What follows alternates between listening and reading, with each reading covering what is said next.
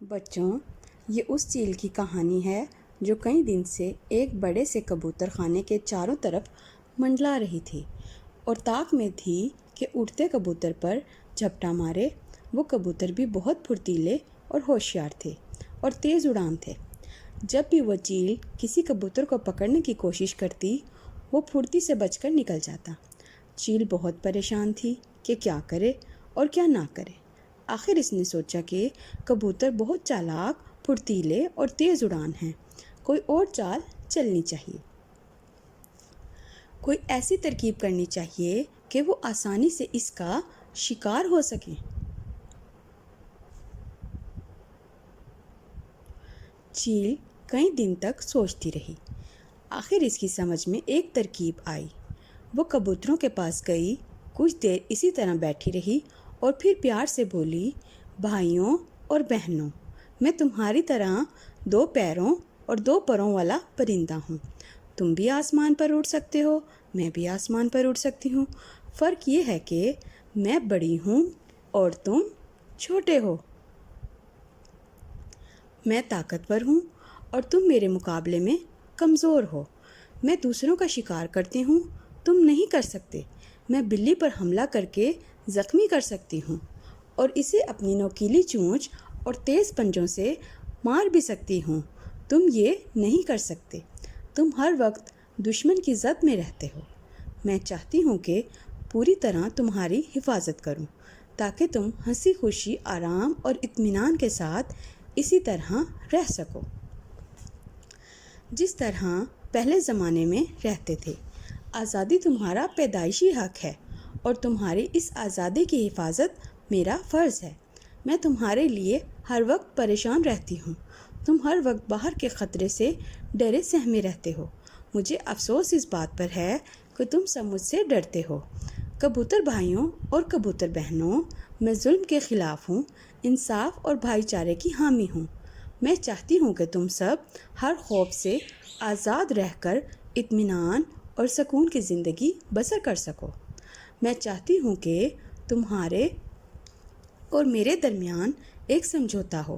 ہم سب عہد کریں کہ ہم مل کر دشمن کا مقابلہ کریں گے اور آزادی زندگی بسر کریں گے، لیکن یہ اسی وقت ہو سکتا ہے جب تم دل و جان سے مجھے اپنا بادشاہ مان لو۔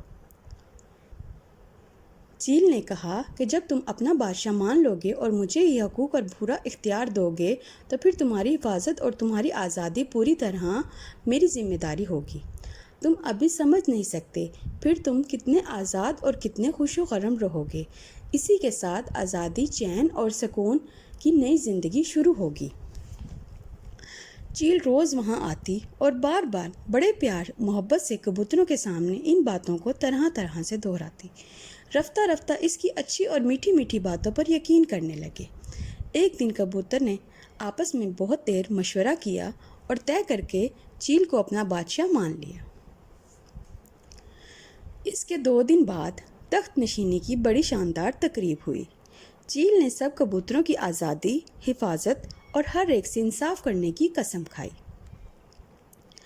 جواب میں کبوتروں نے پوری طرح حکم ماننے اور بادشاہ چیل سے پوری طرح وفادار رہنے کی دل سے قسم کھائی۔